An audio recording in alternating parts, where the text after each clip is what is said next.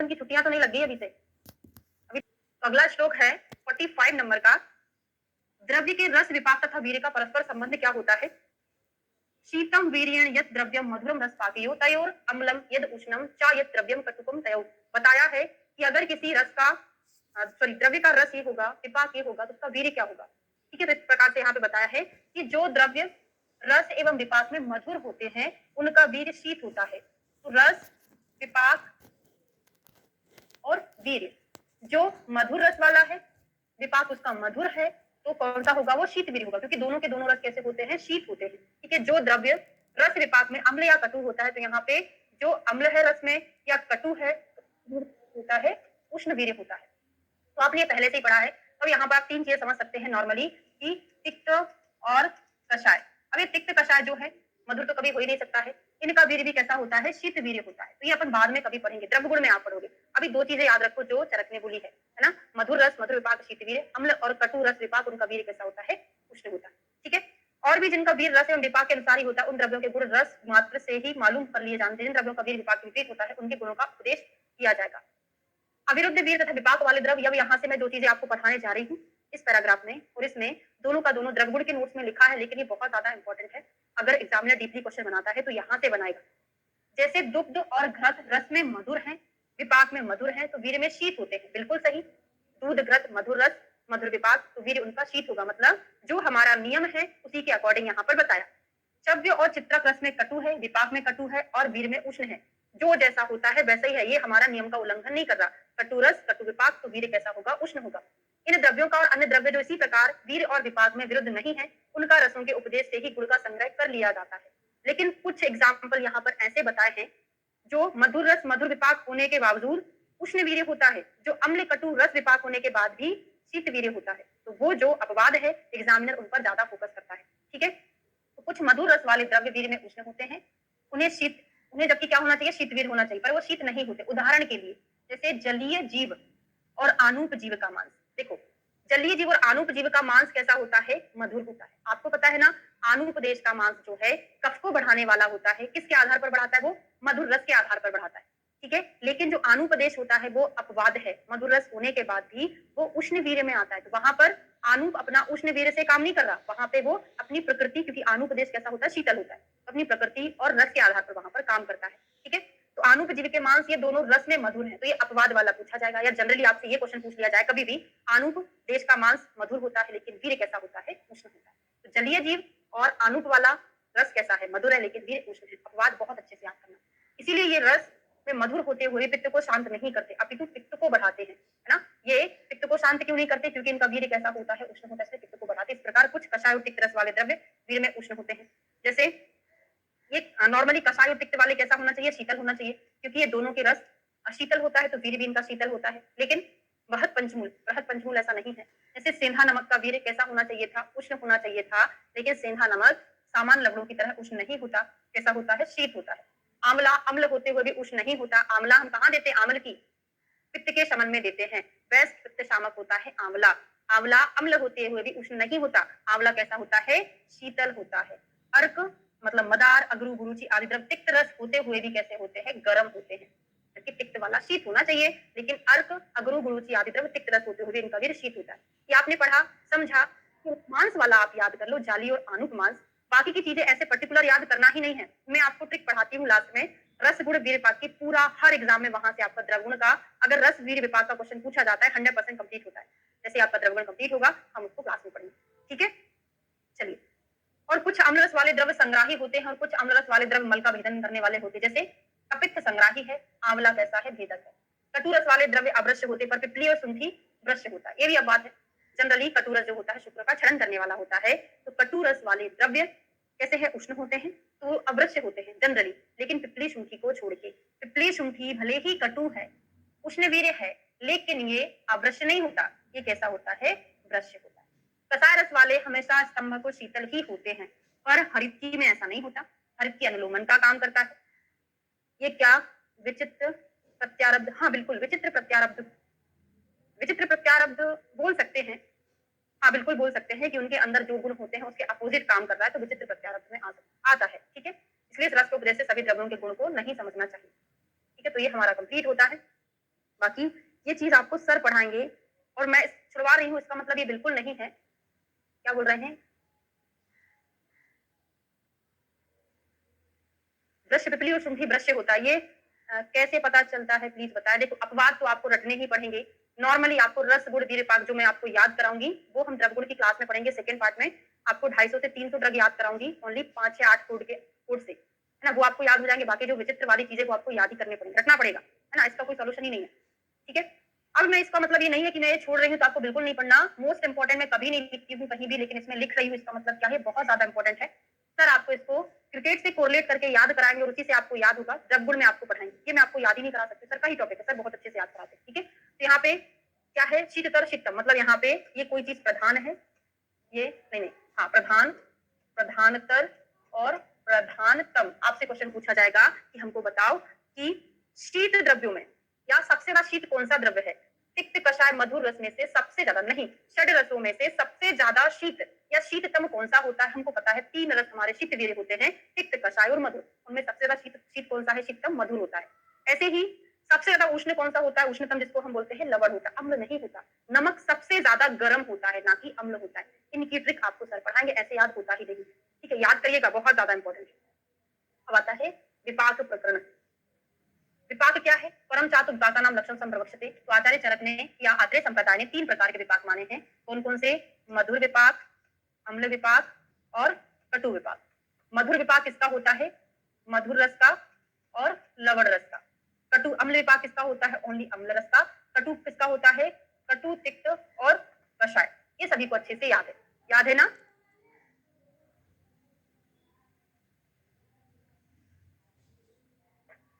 एक मिनट,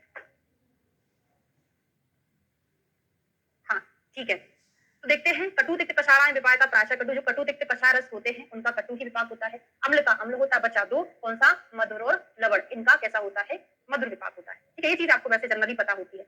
अब एक श्लोक आता है विमर्श में लिखा हुआ है, भागवत जी का है, रेफरेंस पूछा जाता है, स्पेशली भागवत का ही, चात्रेण अग्निना योगात देति रसांतरम आहारम परिणामन्ते सा विपाकति स्मृता, है ना, अग्नि के द्वारा जठर में, है ना, जो रस का परिणाम स्वरूप बनता है उसको हम क्या बोलते हैं, विपाक बोलते हैं। श्लोक का रेफरेंस बहुत ज्यादा इंपॉर्टेंट है, मोस्ट इंपॉर्टेंट है।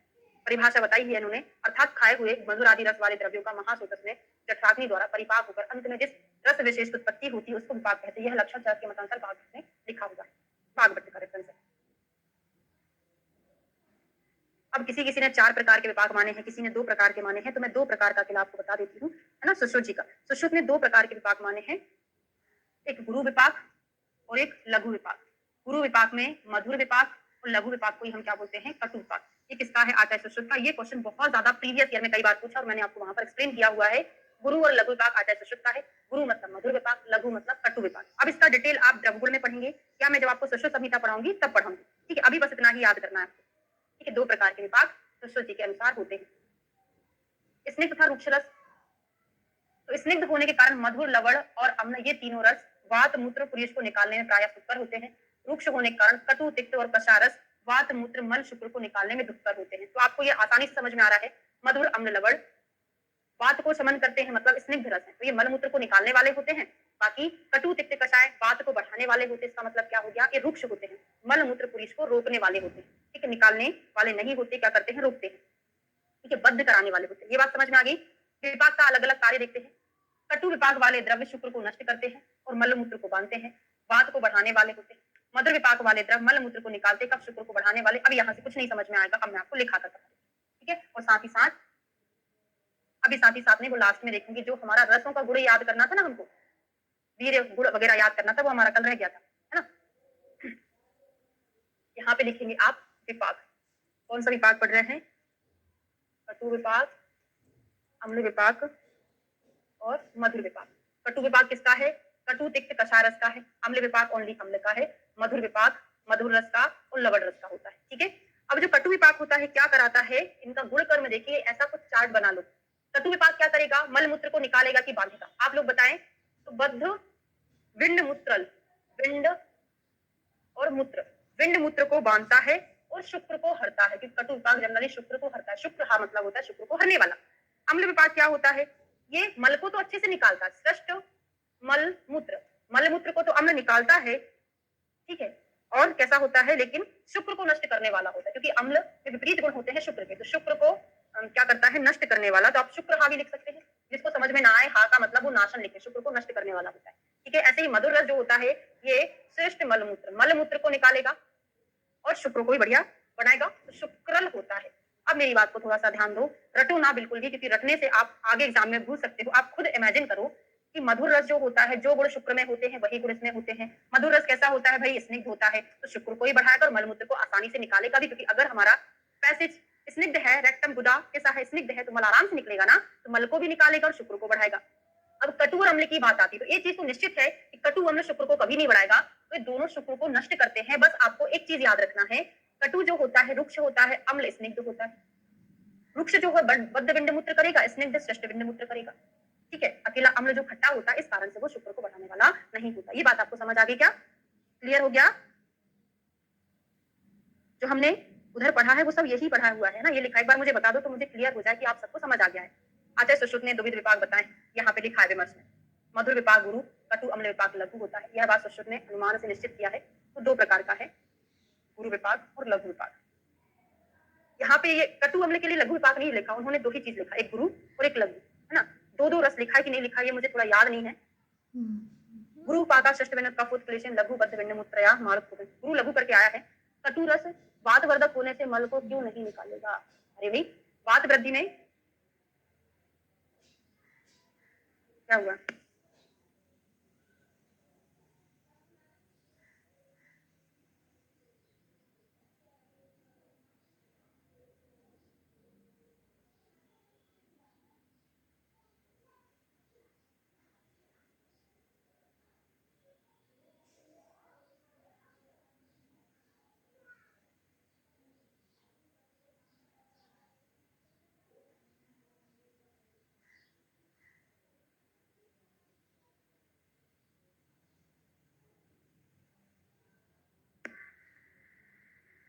हाँ, तो कटु रस वातवर्धक होने से मल को क्यों नहीं निकालेगा? आपको पता है, हम पढ़ते हैं वात, तो कटु रस वातवर्धक होने से मल को क्यों नहीं निकालेगा? आपको पता है, हम पढ़ते हैं वात वृद्धि।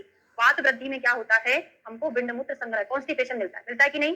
सरक सूत्र स्थान, सॉरी सुश्रुत सूत्र स्थान का 15 नंबर का चैप्टर देखेंगे, वहां पे लिखा है वात वृद्धि मल को रोकता है, क्योंकि आपको पता है जब हमारे शरीर में वात की वृद्धि होती है तो स्तंभता आती है। स्तब्धता, वायु बढ़ता है तो शरीर में स्तब्धता आती है। स्तब्धता आएगी मतलब मल मूत्र को भी रुकाने का काम करता है। अब समझ आ गया? क्लियर हो गया? यही मैंने बोला था। बाकी सुश्रुत का इधर से ना पढ़ो, आप वहीं से देखना, कुछ तो भी यहाँ पे थोड़ा सा प्रॉब्लमेटिक लिखा हुआ है, मुझे ऐसा लग रहा है ना, वहां से पढ़ोगे। ठीक है, अब आता है वीर्य। कितने प्रकार के वीर्य होते हैं? 8 प्रकार के वीर्य होते हैं। अष्टविध वीर्य है, मृदु तीक्ष्ण गुरु लघु स्निग्ध रुक्ष उष्ण शीत वीर्यम अष्टविधम केचित केचित द्विविधम अस्थिता। कहीं कहीं 2 प्रकार के भी होते हैं। तो मृदु तीक्ष्ण गुरु लघु स्निग्ध रुक्ष उष्ण शीत, ये वीर्य 8 प्रकार के हैं, ऐसा कुछ आचार्यों का मत है। कुछ आचार्य 2 भी मानते हैं, जैसे शीत वीर्य और उष्ण वीर्य, 2 भी होता है, 8 भी होता है। ठीक है, एक और चीज बहुत इंपॉर्टेंट है, आचार्य सुश्रुत ने लघु और गुरु की जगह आचार्य सुश्रुत ने तो वीर ये भी बताया है, शीत बताया, उष्ण बताया, इन्होंने ही बताया 8 प्रकार का ही बताया, लेकिन उन्होंने चरक के गुरु लघु को हटा के यहाँ पर विशद और पिच्छिल ऐड कर दिया, विशद और पिच्छिल ऐड कर दिया। तो याद रखिएगा, याद कैसे कर सकते हो, सुश्रुत ने ये गुरु लघु तो विपाक बता दिए, तो वीर में नहीं बता सकते थे ना, तो उन्होंने वीर में क्या बोल दिया, विशद और पिच्छिल बोल दिया। इस तरीके से आप याद कर सकते हैं। ठीक है, और जब सर आपको पढ़ाएंगे अष्टविध वीर्य, वो चरक ने ही माना, सुश्रुत ने ही माना और बागभट्ट ने भी माना, तीनों आचार्य ने अष्टविध वीर्य का वर्णन किया है। अब जो प्रीवियस ईयर में कई बार 10 से 15 से 20 बार मैं आपको एक्सप्लेन कर चुकी हूँ, कई बार पूछा ये वाला श्लोक, तो मुझे लगता है पेटेंट एग्जामिनर का, विपाक को डैश डैश या डैश डैश कर्मनिष्ठया, विपाक को कर्मनिष्ठया, किसका रेफरेंस है? रेफरेंस भी पूछा गया है, आचार्य चरक का है। तो रसो निपाते द्रव्याणाम विपाका कर्मनिष्ठया वीर्यम यावत अधिभासात निपातात चौपलब्धते। बोला है कि रस का ज्ञान कैसे होता है हमको किसी द्रव्य का, जब कोई द्रव्य निपात मतलब होता है टच करे हमारे टंग पर, तो हमको उसका तुरंत रस का ज्ञान हो जाता है। जैसे हमको किसी ने नींबू दिया, नींबू को हमने टंग पर टच किया, इसको बोलते हैं निपात, तो निपात से ही रस का ज्ञान हो जाता है। विपाक का ज्ञान कब होता है? कर्मनिष्ठ, जब कोई ड्रग मेडिसिन हमारे अंदर अपना कर्म कर रही है या फिर थोड़ा सा डाइजेस्ट हो चुकी है, तब हमको विपाक का पता चलता है।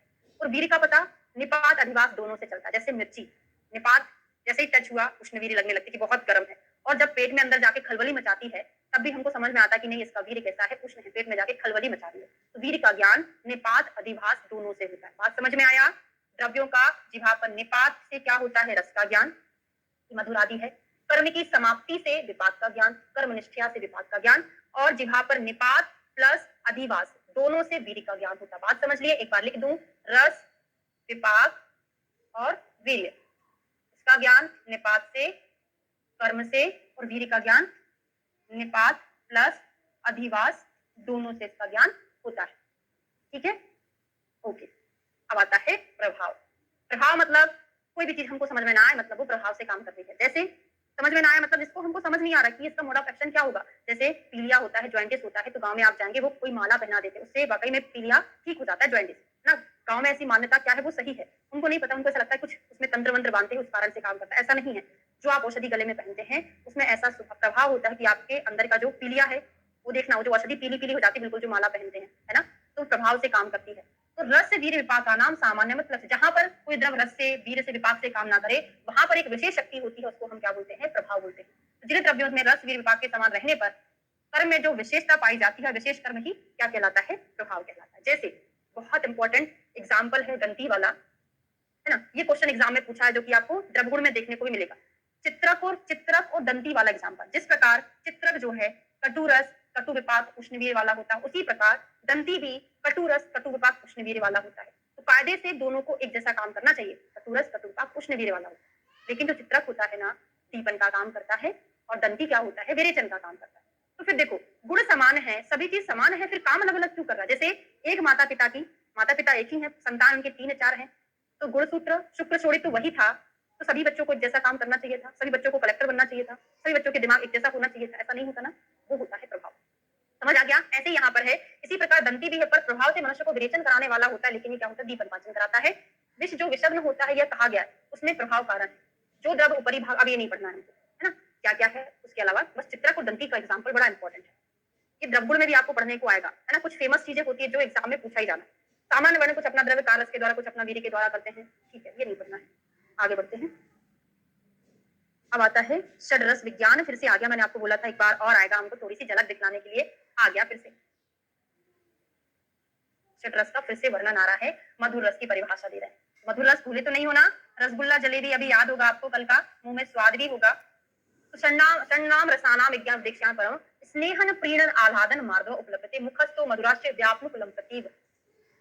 तो जो मधुर रस होता है क्या करता है, स्नेहन कराता है, हमारी बॉडी का प्रीणन कराता है, मतलब पोषण कराता है, बॉडी का आह्लाद कराता है, आनंद उत्पन्न करता है, मधुता लाता है। और ये मधुर रस जब मुख में रहता है तो शीघ्र ही फैल जाता है और लेट की तरह प्रतीत होता है। वही रसगुल्ला मतलब गुलाब जामुन डालडे वाला, हमने खाया मुंह का लेट कर दिया, व्यापनुक लंपतीव, मुंह का लेट कर देता है। और मुखस्तु मधुराचास्य, मुंह में जब रहता है मीठा मीठा स्वाद रहता है। तो कुछ ज्यादा याद करने की हमको जरूरत क्यों नहीं पड़ी, क्योंकि हमने इसको कल बहुत अच्छे से पढ़ लिया, तो सारी चीजें हमको समझ आ रही। ठीक है, अम्ल रस में क्या था, खट्टी चीजें, नींबू याद है, इमली याद होगी, ज्यादा खाते हैं तो दंत हर्ष हो जाता है, तो वही है दंत हर्ष। मुख स्राव, मुंह से पानी आ रहा है, सामने कोई इमली खा रहा था, हमको मुंह से पानी आने लग गया, तो मुख स्रावा अकेला यहाँ पर है। आस्याम श्रावयति कहाँ कहाँ था, बताए जरा। मुख स्रावा, मुंह से पानी आएगा, मुख नाम दिया, आस्याम नहीं दिया, आस्याम आएगा तो कहाँ कहाँ का आंसर लगाओगे। और स्वेदनान मुख बोधनाथ, क्या है, अम्ल में था, आस्याम श्रावयति और कहाँ था, वेरी गुड, अम्ल में था और लवण में था। मधुर अम्ल लवण दोनों में था। हमने शुरुआत के 3 रस पढ़े थे, मधुर अम्ल लवण, तो अम्ल और लवण में था, मधुर में नहीं था।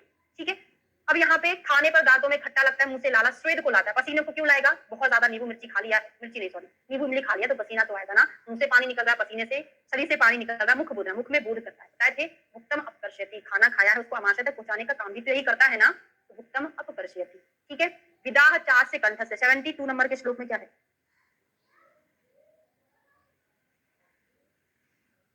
अच्छा ओके, हाँ बताने वाली है ना, स्किप हो गया है वो, ठीक है मैं बता रही हूँ।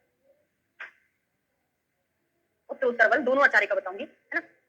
और क्या करता है, विदाह चार से कंठ से, कहाँ कहाँ विदाह उत्पन्न कर रहा है, आस्क से मतलब मुख में, कंठ मतलब गले में। तो अगर आप खट्टा चीज खाओगे मुंह में स्वाद तो लगेगा, साथ में कंठ भी खराब हो जाता है, ये कोड है याद करने का, खट्टा खाने से गला खराब हो जाता है, मुंह में लगेगा और गले को खराब करेगा। तो विदाह चा आस से कंठ से, ये याद करने का ट्रिक था खट्टा वाला, जबकि इसका मतलब ये है कि मुंह में और कंठ में विदा होगा, ये अम्ल का लक्षण है।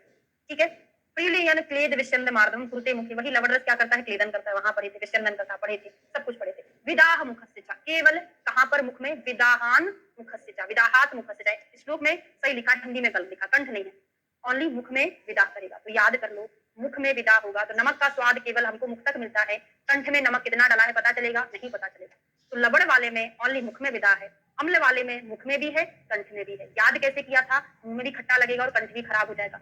मुख कंठ दोनों में रहता है। विदाह से कंठस्य च। ठीक है? फिर कटु रस की परिभाषा, संवेद जो रसानाम निपाते तुदतीव। कटु मतलब होता है मिर्ची। रब ने बना दी जोड़ी पानी पूरी तो याद होगा। याद है जो रस जिह्वा का स्पर्श करते हैं, जिह्वा में उद्विग्नता करती। इतनी मिर्ची खा ली कि व्यक्ति को पगलिया दिया, उद्वेजन हो गया उसमें, व्यक्ति इधर उधर भाग रहा है। संवेद जो रसानाम, जैसे ही वहां पर निपात होगा रस का, उसमें संवेद उत्पन्न हो जाएगा, उद्विग्नता हो जाएगी, व्यक्ति भागने लगेगा। तो कहां कहां से पानी निकाला था? नाक से, मुंह से, आंखों से, कान से नहीं निकला था। विदाह मुख नासा अक्षी संसाबी, मुख से, नासिका से, अक्षी, सब जगह पानी निकल रहा है और यहाँ पर विदा हो रहा है। पढ़ा था सब कुछ वही है, यहाँ पे उन्होंने समराइज कर दिया, छोटा सा बना दिया है ना, कंक्लूड कर दिया लास्ट में। तिक्त रस में क्या पढ़ा था? स्वयं आरोचक होता है लेकिन खाना खाने में रुचि उत्पन्न करता है। तो प्रतिहंति निपाते रसनम स्वरते नाचा, ये क्या करता है? जिह्वा से संयुक्त होते ही जिह्वा की शक्ति को नष्ट कर देता है और जैसे ही टच होता है स्वादिष्ट नहीं लगता, स्वरते नाचा, प्रिय नहीं लगता, लेकिन खाने में तो रुचि उत्पन्न करता है। मुख में वैशद्यता लाता है, मुख को साफ करता है। मुख वैशद्य शोष प्रह्लाद कारक, मुख में विशदता शोष और प्रह्लाद करने वाला होता है। बात समझ में आई है कि नहीं? निम्बश्च तिक्त के श्रेष्ठा, तिक्त रस की जो नीम की दातुन थी, मुख को साफ कर रही थी, साफ करने को हम वैशद्यता बोलते हैं। तो मुख में वैशद्यता तिक्त रस लाएगा, तो नीम से आपको कोरिलेट करके याद हो रहा है। क्लियर हो गया? फिर कषाय रस जो होता है स्तंभन कारक होता है, तो वैशद्यता ये भी लाएगा, जिह्वा से संयुक्त होने पर जिह्वा में वैशद्यता लाएगा। लेकिन टर्म अगर मुख वैशद्य आएगा तो तिक्त लगाइएगा, ओनली वैशद्य स्तंभ में जाड्यो रसनम आएगा तो क्या लगाना है? कषाय। ये जिह्वा में क्या क्या करता है? वैशद्यता लाता है, जिह्वा में स्तंभता चकड़ा देता है, क्योंकि कषाय रस स्तंभन का काम करता है, वो जड़ता लाता है। और बधनातीव, बांधने की तरह प्रतीत होता है, इसने गला कंठ को बांधे, हर चीज को रुकाना कषाय करता है। तो बधनाती चाया कंठम कषाया का विकास, और इसको क्या बोलते हैं हम? इस विकासी गुण होता है ये कषाय रस। समझ में आ गया? क्लियर हो गया? याद हो गया कि नहीं हुआ? फिर अगला आता है हमारा वैरोधिक आहार। वैरोधिक आहार के 18 घटक पढ़ेंगे हम, यहां से कुछ नहीं पढ़ना है, जो घटक है बस डायरेक्ट उन्हीं पर चलेंगे, है ना। विशद गुण मतलब वैशद्यता, हाँ मतलब वही है, विशद मतलब को साफ करने वाला, शुद्ध करने वाला, उसको हम वैशद्य बोलते हैं।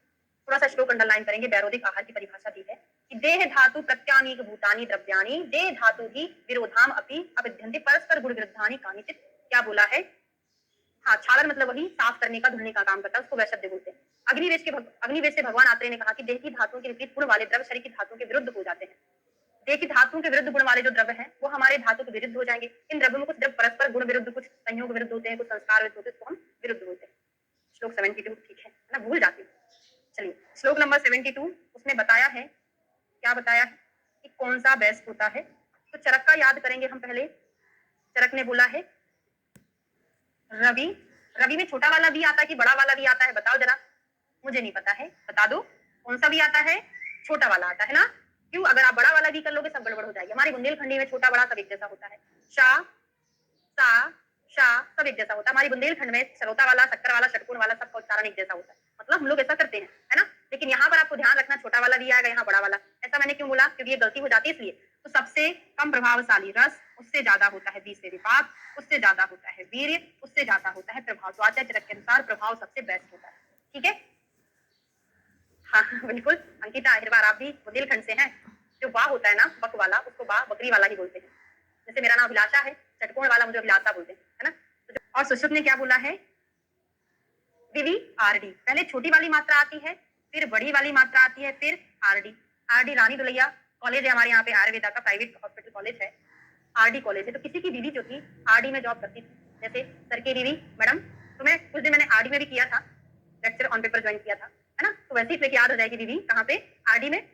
ओके, दमोह से हैं आप, तो बीवी आरडी। तो बी से क्या हो जाएगा? छोटा वाला बी विपाक, उससे श्रेष्ठ वीर्य, उससे श्रेष्ठ रस, सबसे श्रेष्ठ क्या होता है? द्रव्य। तो सुश्रुत जी ने द्रव्य को सबसे ज्यादा श्रेष्ठ बोला है, तो याद हो जाएगा बीवी आरडी, है ना। तो आप ऐसे याद कर सकते हो, बीवी आरडी किसकी ट्रिक है? सर्जरी की। तो किसी की बीवी आरडी से सर्जरी में एमडी कर रही है, ऐसा कुछ कोड बनाकर याद करना, क्योंकि लास्ट में हम भूल जाते कि रवि विप्र किसका था, बीवी आरडी किसका था। तो सर्जरी से बीवी ने क्या किया? आरडी में कोई भी एमडी किया।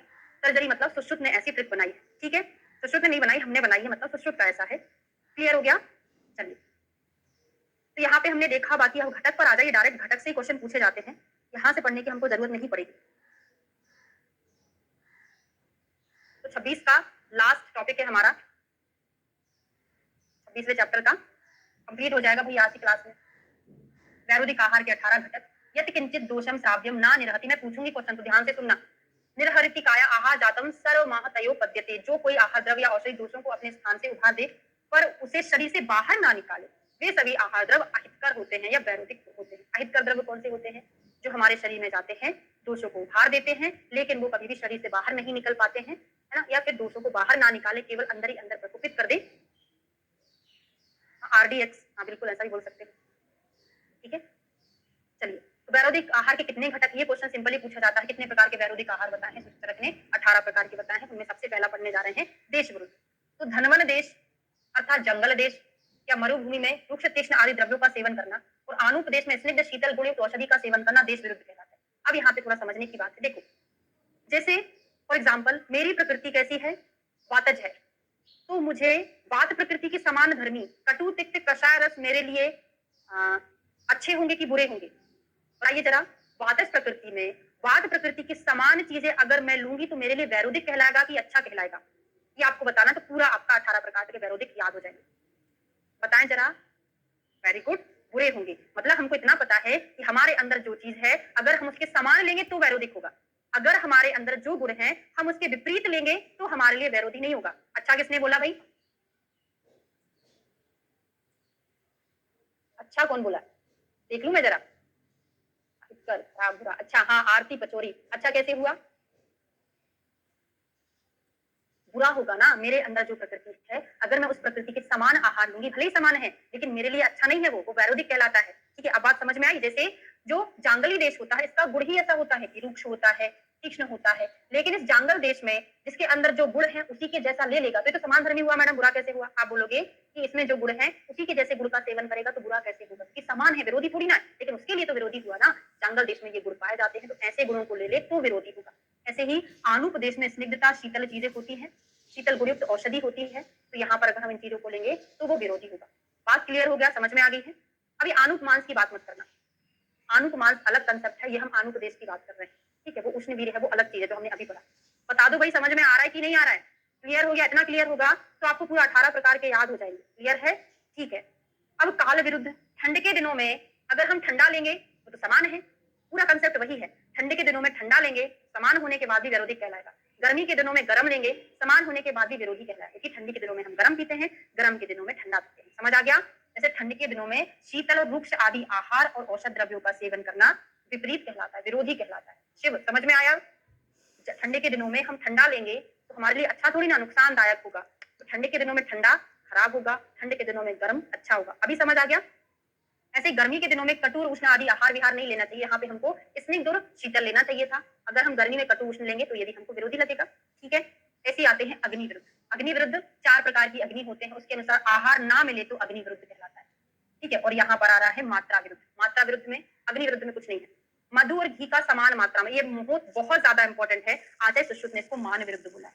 सुश्रुत ने मात्रा विरुद्ध ना बोल के मान विरुद्ध बोला। नाम से समझ में आ रहा है मात्रा और मान एक जैसा ही होता है। मान विरुद्ध या मात्रा विरुद्ध सिमिलर है, लेकिन सुश्रुत ने उसको मान विरुद्ध टर्म दिया है, चरक ने उसको मात्रा बोला। याद कैसे करोगे? मधु और घृत की समान मात्रा नहीं लेना है, मात्रा नहीं लेना मतलब मात्रा विरुद्ध है। क्लियर हो गया?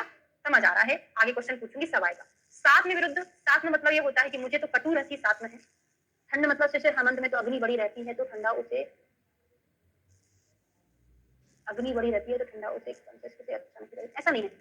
ठंड ऋतु में, ठंड में क्या होता है, शीतल ऋतु में बहुत ज्यादा बॉडी में कैसी हो जाती है, रुक्षता आ जाती है ना। तो उस टाइम पे अगर हम शीतल चीजों का प्रयोग करेंगे तो वही वायु का प्रकोप होगा, ऑलरेडी बॉडी में रुक्षता रहती ही है, इसलिए हम वहाँ पे ठंडी चीजों का प्रयोग नहीं करते, उष्ण अग्निवर्धक चीजों का ही प्रयोग करेंगे, है ना। ठीक है, हाँ जठराग्नि बिल्कुल बड़ी रहती है वहाँ पे, जठराग्नि बड़ी रहती है, बॉडी टेम्परेचर की बात नहीं है ना, ये अंदर की अग्नि की बात कर रहे हैं।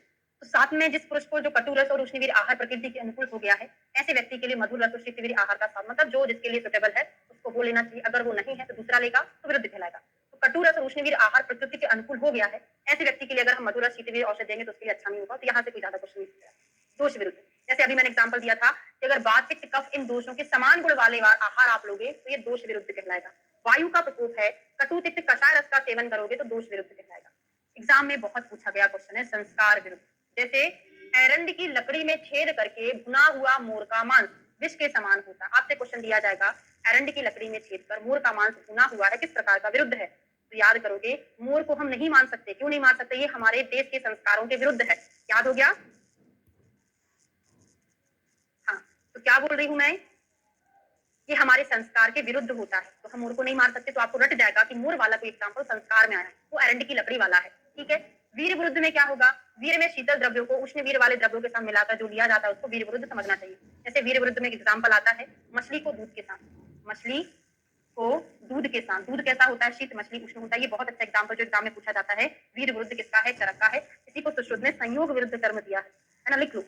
वीर विरुद्ध में मछली और दूध का जो है, मछली और दूध का, सुश्रुत ने इसको संयोग विरुद्ध दिया। एक मिनट आपके क्वेश्चन देख रही हूँ। संयोग विरुद्ध में बोला है पर गर्मी में भी तो रुक्षता होती है, ज्यादा ठंडी होने के कारण रुक्षता। मूर का और की लकड़ी का अंतिम संस्कार, हाँ बिल्कुल इस तरह में। मैं समझ नहीं पा रही आप क्या क्वेश्चन पूछ रहे हैं। अच्छा, ये बोला आपने शीतकाल में शीत एवं रुक्ष वस्तु का। एक मिनट। गर्मी के दिनों में कटु उष्ण आदि आहार एवं औषधों का सेवन करना। तो गर्मी के दिनों में उष्ण थोड़ी ना दे रहे, कटु उष्ण आदि देंगे नहीं। गर्मी के दिनों में तो स्निग्ध देंगे ना। गर्मी में तो रुक्ष कहाँ सेवन कर रहे हैं? लिखा है स्पेशली गर्मी के दिनों में कटु उष्ण आदि आहार नहीं देना, मतलब यहाँ पे रुक्ष भी नहीं देते। गर्मी के दिनों में स्निग्ध आहार का प्रयोग किया जाता है। यहाँ पर भी रुक्षता रहती है, लेकिन यहाँ पर स्निग्धता का प्रयोग करेंगे।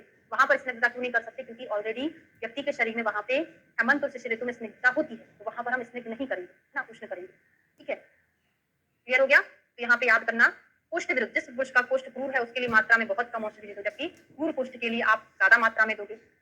मल को नहीं लाने वाले, इसका मृदु पुष्ट, ऐसे व्यक्ति को आपने बहुत ज्यादा मात्रा दे दी औषधि की तो उसको नुकसानदायक होगा, तो पुष्ट विरुद्ध कहलाएगा।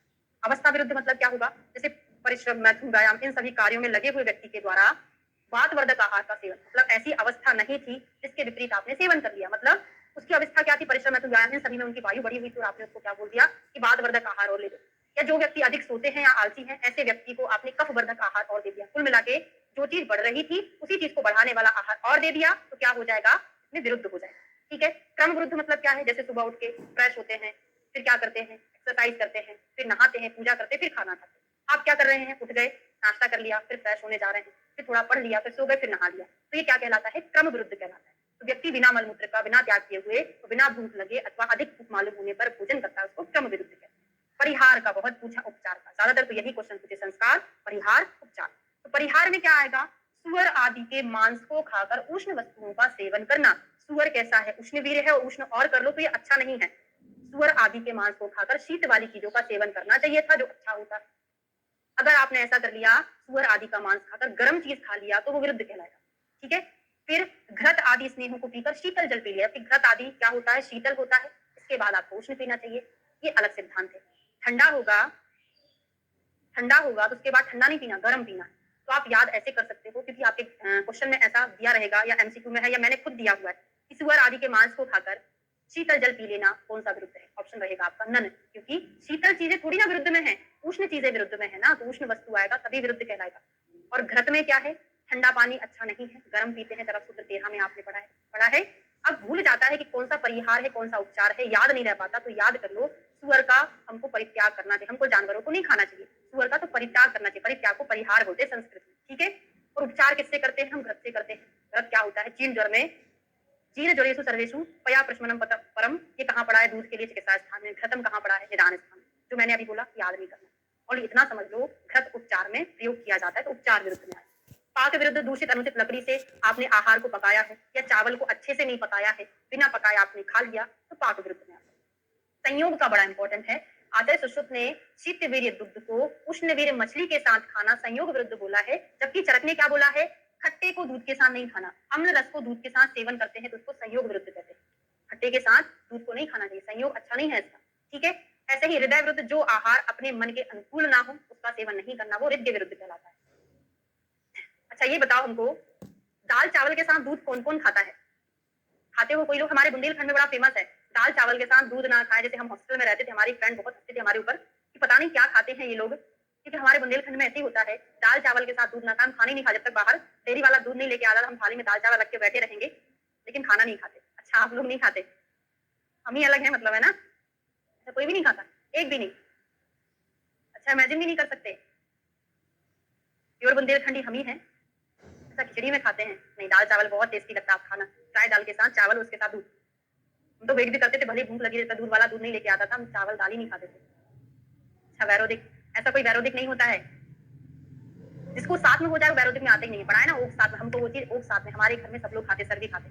है ना, तो वो हमारे लिए ओक सात्मक हो गया, हम हमारे लिए विरुद्ध नहीं है ना, कर सकते हैं, हाँ ट्राई करके देखना।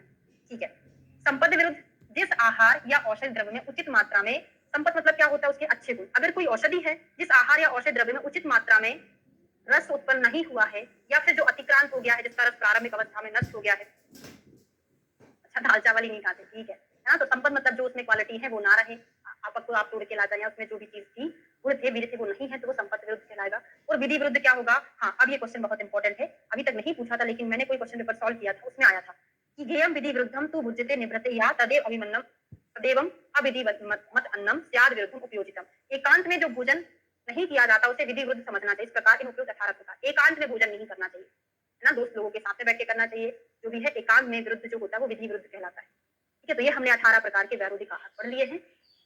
सामान्य रूप से जो वैरोधिक आहार होते हैं उनके सेवन से क्या क्या हो सकता है, नपुंसकता, अंधापन, विसर्प, जलोदर, स्फोट आदि रोग उत्पन्न हो सकते हैं। तो ये 18 प्रकार के वैरोधिक आहार हमने कंप्लीट किया।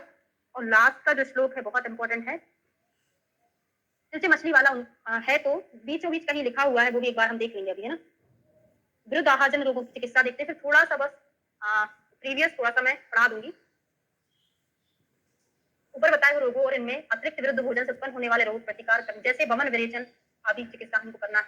ठीक है, और लास्ट में विरुद्ध भोजन करने से उत्पन्न होने वाले रोगों में क्या करना है, वही वमन विरेचन शमन करना है, हित आहार का सेवन करना है, साथ में भोजन करना, अग्नि को दीप्त करने वाले स्नेह, व्यायाम, बलि, विरुद्धम। हाँ अब ये बहुत इंपॉर्टेंट है, क्या बोला है कि पुरुष की अग्नि तेज हो, वह जवान हो, सदा घी खाता है, कसरत करता है और बलिष्ठ है, ऐसे पुरुष द्वारा खाया हुआ विरुद्ध अन्न व्यर्थ नहीं होता, भले ही ऐसे लोग विरुद्ध आहार भी खाएं तो भी उनको पच जाता है। ये रेफरेंस पूछा जाता है, स्निग्ध व्यायाम वरिणाम वृद्धम वित्तम भवेत्।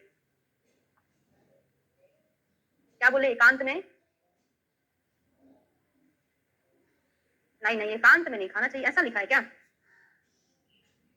में जो भोजन नहीं किया जाता उसे विरुद्ध, मतलब एकांत में तो करना चाहिए। हाँ बिल्कुल सही बोले, सही बोले, शेयर करके नहीं खाना है, तो अपने आचार्यों ने गलत बोला, शेयर करके खाना चाहिए बिल्कुल। तो एकांत में जो भोजन नहीं किया जाता उसे विरुद्ध है, एकांत में किया जाना तो अच्छा सही है यार, अभी तक तो हम यही समझ पा रहे थे इसको, है ना। ठीक है, चलिए चिलचिल मछली वाला निकाल लेते हैं।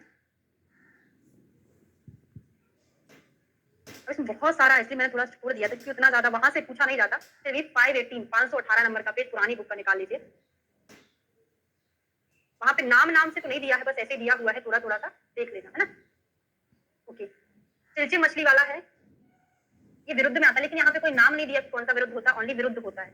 लिखा है कि चिलचिल नामक मछली को छोड़कर, मछलियों को दूध के साथ नहीं खाना चाहिए, वही हमने पढ़ा था, वीर्य विरुद्ध होता है ना। चिलचिल मछली को छोड़कर, चिलचिल मछली विरुद्ध में नहीं आता। ठीक है, चिलचिल नामक मछली शक्ली अर्थात बड़े बड़े टोइयों वाली होती, नेत्र सारे कुछ नहीं पढ़ो, चिलचिल मछली वाला देख लो, विरुद्ध है। उसके बाद चिलचिल मछली जो है महाअविष्यंडी होने के कारण अधिक स्पष्ट लक्षण वाले रक्त दृष्टिजन विबंधजन रोग उत्पन्न करती है और आम उत्पन्न करती है। रीजनिंग में बन सकता है, इंपॉर्टेंट क्वेश्चन। क्या बोला है कि चिलचिल मछली को छोड़कर, चिलचिल मछली अविष्यंडी होने के कारण अधिक स्पष्ट लक्षण वाले रक्त को दुष्ट करती है। मुझे तो नहीं लगता ये कभी पूछा जाए।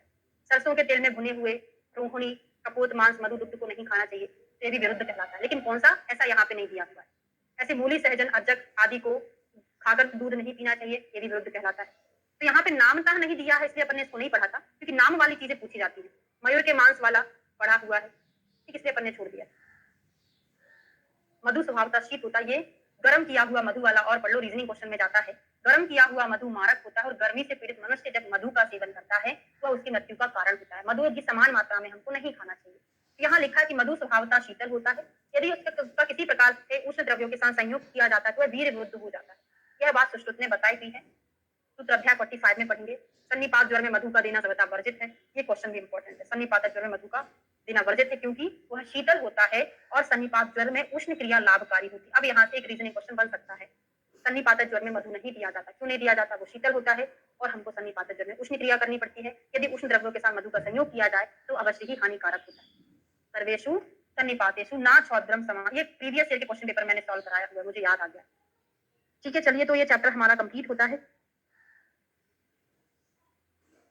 कल क्या पढ़ेंगे, कल सैटरडे, कल आपकी लास्ट क्लास है। बोलते हैं वो गलत है, बिल्कुल गलत है। वेट लॉस के लिए मधु को गुनगुने पानी मिक्स करके कभी नहीं लेना चाहिए, विरुद्ध कहलाता है ना। जो मोटे लोग मधु को लेते हैं गुनगुने पानी में, वो विरुद्ध कहलाता है। वो क्या होता है, जैसे आप बोलोगे मैडम वमन द्रव्य में भी तो गर्म हो जाता है, हम जब काढ़ा मिलाते हैं तो गर्म द्रव्यों के साथ हम मधु को ले रहे हैं, तो मधु पचने कहाँ दे रहे हैं ना हम बॉडी में, उसको तुरंत तो निकाल देते हैं, तो वो विरुद्ध नहीं कहलाता। ठीक है, हाँ बिल्कुल नहीं लेना है। गर्म पानी में जो मोटे लोग हैं, लेना ही नहीं है, वो विरुद्ध कहलाता है, ठीक है? क्योंकि वो हमारी बॉडी में पचता है या फिर वो अगर थोड़े से गुनगुने में आप मिला रहे हैं, तो वो जितना काम करना चाहिए था बॉडी में, वो ना करके आपके शरीर में नुकसान पहुँचाएगा। संडे को मॉर्निंग में रख लीजिए, हाँ, रख सकते हैं, संडे को पर मॉर्निंग में